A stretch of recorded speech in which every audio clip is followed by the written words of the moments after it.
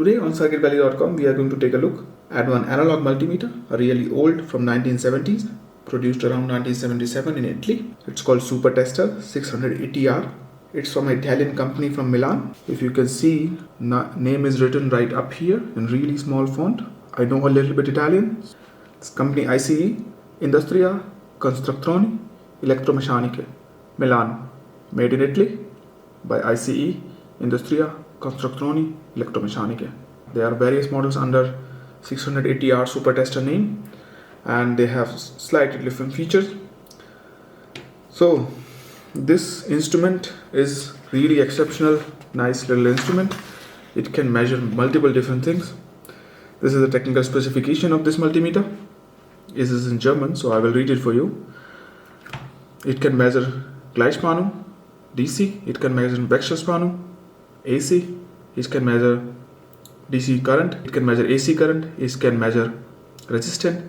It can measure reactance. It can measure frequency. It can measure NF Spannung. It can measure decibel. It can measure capacitors. And display accuracy is plus minus 1% from on the DC side, and plus minus 2% on the sinus side. As you may be able to guess by the age of this instrument, it has all these different ranges in the front, and it does not really have any semiconductor inside, only some resistors, capacitors, and a few other components and connectors. So to be able to measure, for example, capacitance and everything else, it needs some help. It can be plugged through this port into AC outlet, through which it gets, you can say, oscillation source, through which it can measure capacitance and few other things. Few ranges do need help of this external 220 volt grid connection, but not everything. For example, you can measure resistance, DC voltage and current without any need of external AC source, while resistance will also need a battery. This instrument is right now fully functional, even though it does not have a battery, because it uses a really weird battery type. It's called 2R10, and those batteries do not exist anymore. And we are going to install a replacement CR123A battery into it along with this holder. So let's take a look at what is all around this instrument. First of all, so it comes in a nice little suitcase like carry bag, has place for the instrument, and I also have place for probes. Let me open it. I don't have probe for the instrument, but you can use any 2mm banana connector. It'll work just fine. Let's take it apart from its case. This is how the case looks, and this is how the instrument looks in your hands. It looks really compact, really nice. This is the connection for AC, so that you can measure capacitance and frequency and few other things. And you can take a look around it. This is the adjustment for the battery voltage. It has 4 screws, but one of the screws is missing in my unit. So let's take it apart. All the screws are now loose. Let's take it apart. This is how it looks inside. Here the battery goes, 2R10 battery, which is not getting produced anymore. Let me show you. I have got this Vata CR123A battery, and you can look at the size. It's very tiny. It will not fit in this battery case. Multimeter needs 3 volt battery.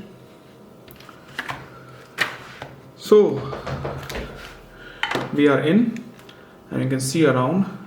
This multimeter basically has only few mechanical components and few resistors. It's not quite visible, and these really fat resistors, this really fat wiring is current shunt resistors for 5 ampere range. This thick one is for 5 ampere range, and these are calibration pots.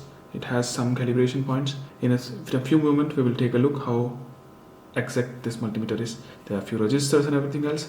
This particular instrument appeared to be later on production, because it has been cost optimized quite a bit. I think I can say by that is being brown plastic. The earlier version of production was PCB was a little bit better, and plastic was gray color. And if you can see on the right side, instead of HL fuse, you have really this thin piece of wire hanging between two metals, and there is a place for a small little fuse wire holder right on top of the AC input connector. And So I feel like they were trying to cut some cost and did not install a proper fuse holder and made us put these fuse wires. This is the place for battery. This is where battery goes. We will be installing a CR123A battery holder so that we can easily swap out the batteries later on. And as its original battery is not produced anymore, so we have to make some arrangements for that. This is the calibration. This is the pot for battery voltage adjustment if you are measuring current and some other ranges. These are the all contacts. If you insert banana connector into any ports, you will see it will make or lose contact. PCB appears to be below average quality, but it's for the time and age, I believe it's okay. It says again here ICE patented fuse. It says fuse 0.3 ampere. So let's see. So let's do the necessary modification for the battery.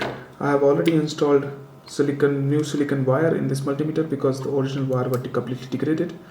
So we will get some help from there. This is the CR123 battery. Let's take it out. Look how small it is. If you look carefully, you will see there are plus and minus markings there. We will try to hold and try to install the battery like this. But for that, we will install a battery holder. For that, I have ordered a battery holder from Mauser, and this is the part number from it. And we will try to install this battery holder and see how much adjustment we need to. Even though this multimeter can still work without battery on most of the stuff, but you will need battery for primarily for resistors measurement.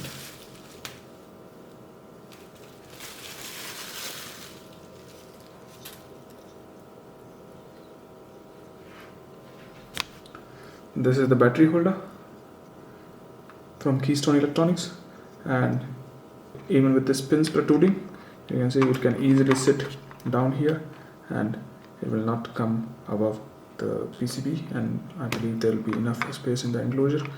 So I will try to first bend these pins, put some heat shrink on them, and then we will try to solder these wires and see how it goes.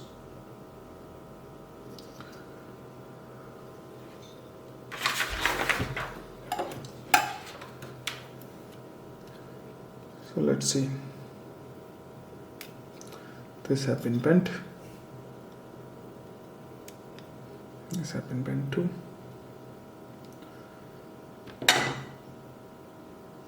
may cut this little indentation right there because it may be hindering us from installing the battery properly. Let's check the wire around.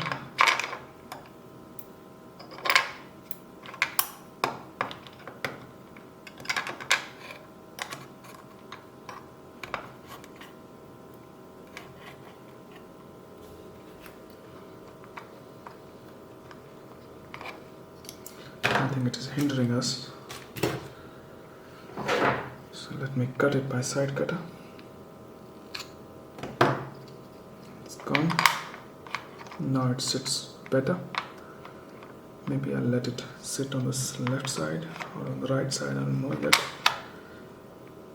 So that it gets some support. So I think I will use some double-sided tape to stick this battery down in the case, and let's see how it goes. It has a weird indent for the battery, and I will try to fill that gap with some foam tape or double-sided foam tape. Let's see how it goes.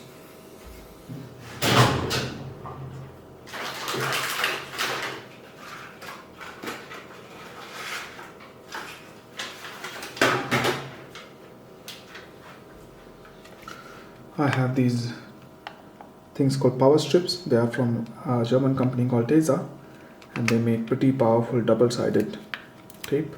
It sticks really well. Previously it used to be rubber, but now in the middle material is foam, and let's see how it goes.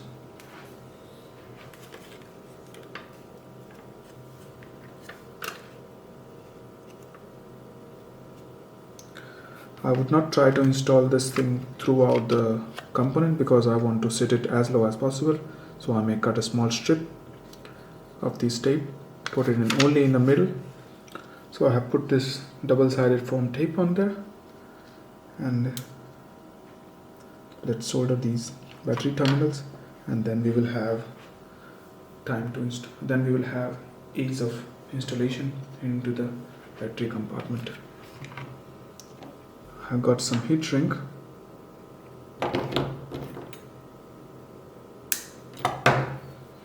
So this wire, as it goes to fuse, this is positive, so they are already correctly oriented. Let me put some flux there.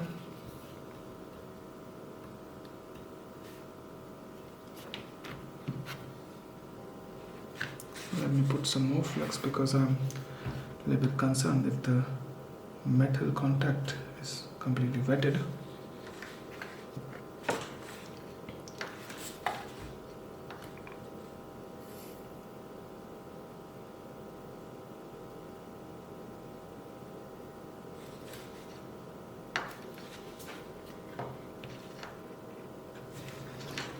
Let's see.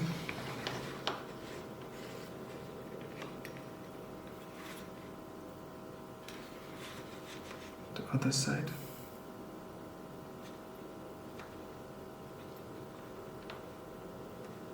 Completely wet. Yeah.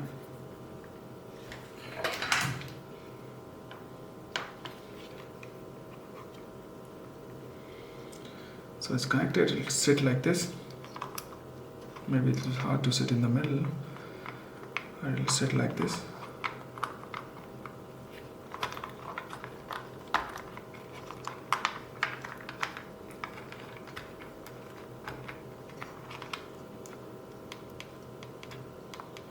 I can already feel the foam is reaching and protruding all the way up. Maybe I'll put some 3M double-sided tape on the edges. Let me get some tape. Here I've got some double-sided tape. Let's put them on edges so that edges are also making contact and giving us some strong glue action.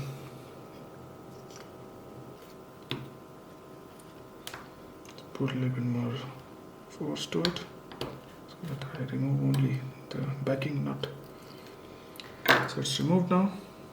Let's put it back in. Just put it in the middle so that there is a place for wire both of the ways. Yeah, it's perfect. Perfectly done.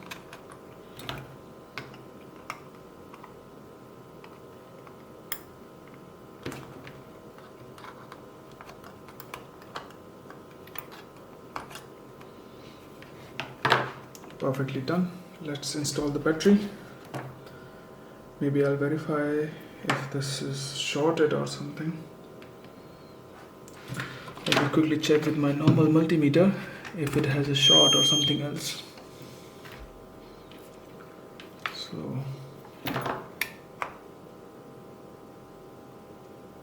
it says 2.5 mega ohm, so it's perfectly fine.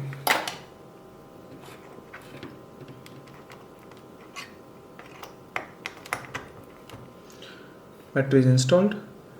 Now we should have a working current range. Let's verify that before we put it together. Or maybe connect it to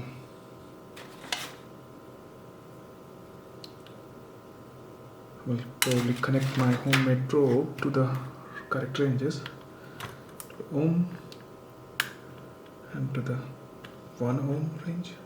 Oh, it's for all the way around. And let's short them. So yeah, you can see it's working perfectly fine. Let's calibrate it for the battery voltage. Now you have a perfect 1 ohm.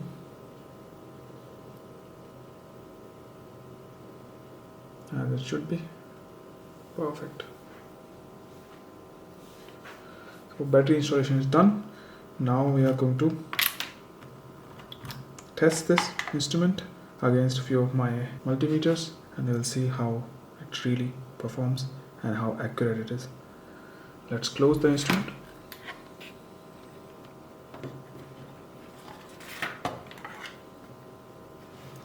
ECU is on this side.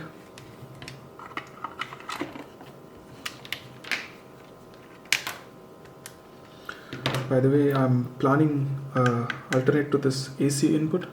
I'll install a circuit in here with the oscillator and everything else, and so that you can be able to use this instrument without connecting to mains, and you will be able to use capacitance and frequency measurement feature also, and it will be way more accurate than connecting it to mains.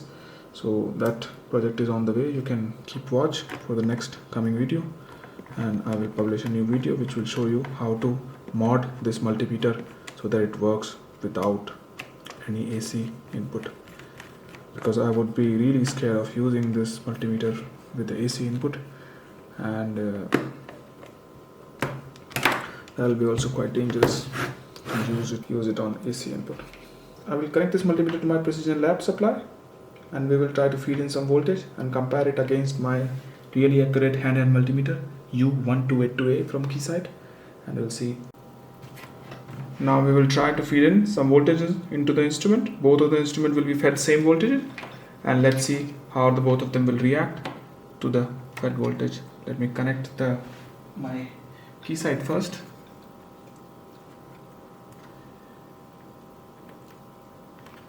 Set it to range voltages. Right now I'm set to 1 volt, and let me set the prop properly, and it should reach just 1 volt. So it's reading 1 volt, and let's feed in the same voltage to the SuperTester.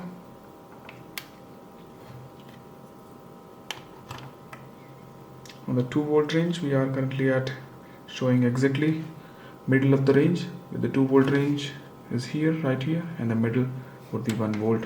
So it's absolutely bang on. Let's go to 2 volts. So it should be completely full range. Yeah, exactly full range. Maybe let's go to 1.2 volts and see if it exactly matches the mark. Right now it's 1.2 volts. Keysight and almost 50 years old instrument, both of them are exactly in the same minimum. They both exactly say that is 1.2 volts. Let's change the range to 10 volts and we'll see how it goes. So I'm feeding right now 1.2 volts. Let's change it to 6 volt. Does it show 6 volts? Exactly at 6 volts. So volt range work. Maybe one last range we will try. I'll feed in the 50 volts, and maybe I'll feed on the 50 volt range. It has a 30 volts, so I'll feed 30 volts from my net style, and I have exactly 30 volts there.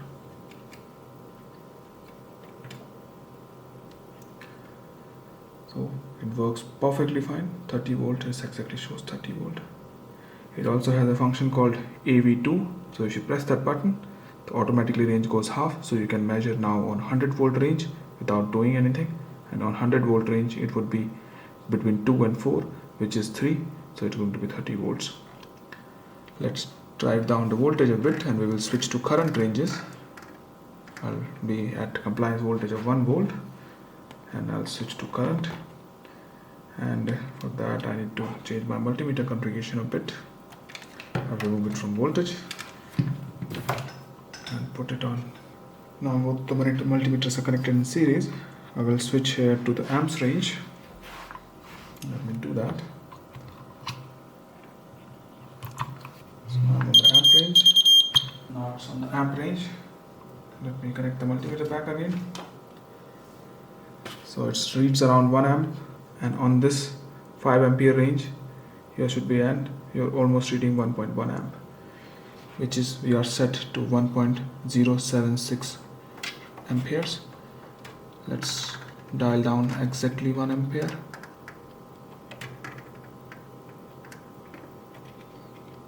So now we are exactly at 1 ampere. So I'll go to 2 ampere. My power supply is feeding constant current 2 ampere. Compliance voltage is around at 1.6, around 600 millivolts. So we are feeding 3 ampere now. Around 50 years old multimeter is exactly reading 3 ampere. Let's dial down the voltage a bit. Right now I am at 90 milliampere. I will switch to 500 milliampere range, and let's see how does it performs. On 500 milliampere range, you are just under 10. We are set to 90. and I'll increase it to 10. We are 100 milliampere, and the instrument is absolutely bang on telling us that it's 100 milliampere current is 200 milliampere, 300 milliampere, 400 milliampere, and now 500 milliampere. It's absolutely bang on most of the ranges. Maybe I'll dial down the current and we will see the 50 ampere range, 50 milliampere range. Right now it's set to 1 mA.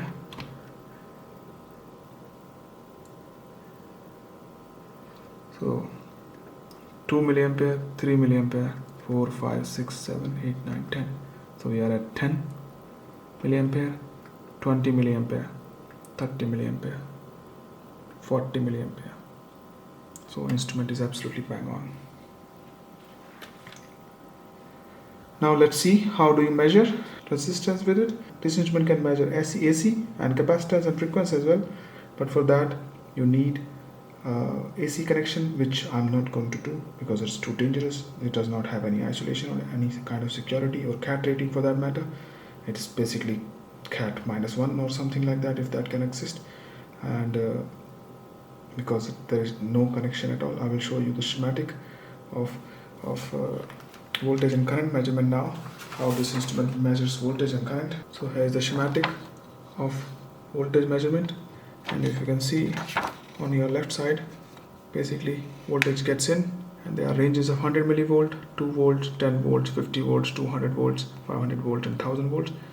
They only provide you a series path, and with the press of this button you can switch between loading this meter with 3000 to 3200 ohm resistor or not.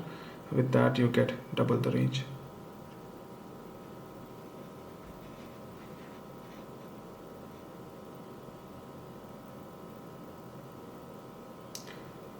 So this is for Schaltung Gleichspannung measurement connection for DC voltage measurement, and same stuff you have here as well for measurement for AC measurement, and same things are there. There are some diodes there which will rectify the voltages, and if you want to see other measurement modes, I'll show you.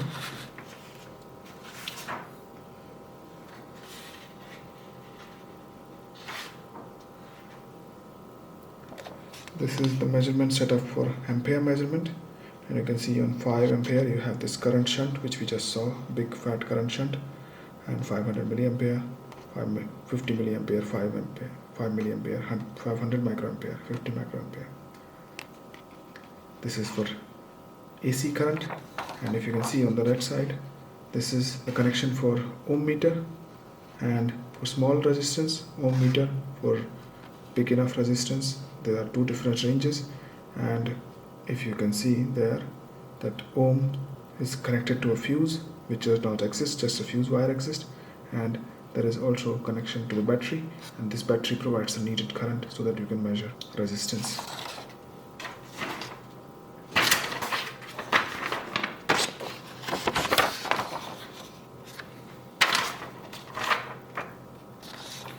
This is the connection for ohm measurement using net Spannung. Net Spannung means net grid voltage, and this RTE connection is the grid connection input. And this is also for capacitance measurement. You see RTE means 220 volts, and you can see on your instrument between your terminals, and these are physical. This is a picofarad physical terminal. So this is the picofarad 1x, this is the picofarad 10x, and if you can see, your RTE is directly connected to your picofarad terminals using 200 kilo ohm resistance. So this is very, very dangerous. And this little thing which you see here, 40 microampere, this is your actual moving needle, and these are some calibration parts which you can use to calibrate the instrument, especially in the ohm measurement. This can be used to regulate resistance you read. So for frequency measurement also, you need RTE Spannung, and same thing, it directly connects there.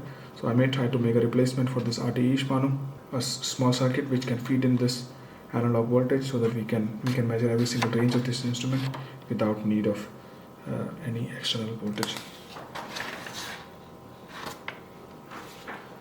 So let's move to resistance. I'll just remove everything now, and we will try to measure resistance.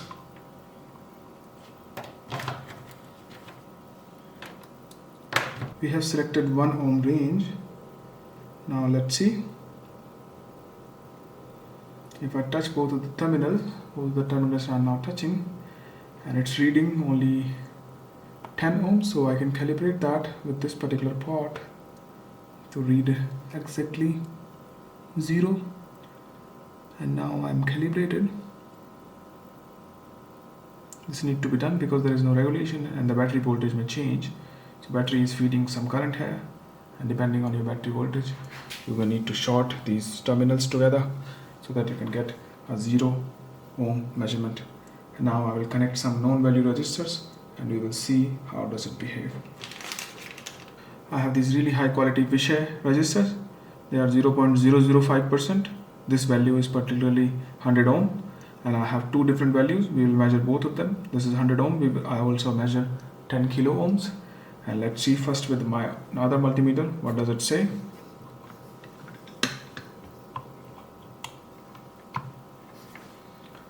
Measurement to ohms range reads around 100 ohms. Let's connect this thing to our instrument, and with this ohms range, needle should be appearing right here, and let's see if it appears right there. So with 100 ohms, with the calibrated value as expected, the needle is exactly at 100 ohms. And let's see and go to maybe a 10 kilo ohm range or something like that, and we will see how does 10 kilo ohms measure.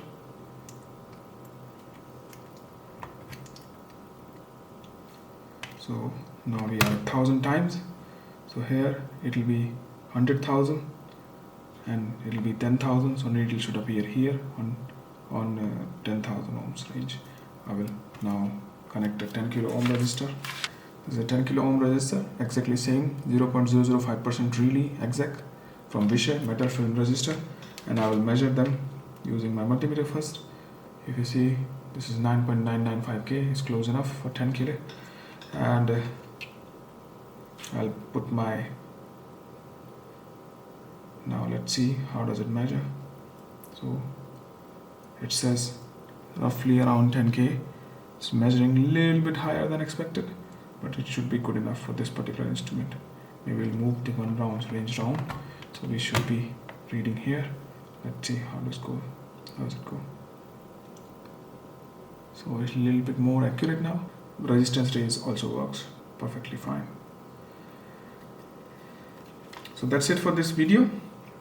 You can visit my website www.circuitvalley.com for more interesting projects, and I will soon try to make a little oscillator circuit which can sit in this instrument and give us possibility of measurement of frequency and capacitance and other ranges. That's bye for now. Cheers.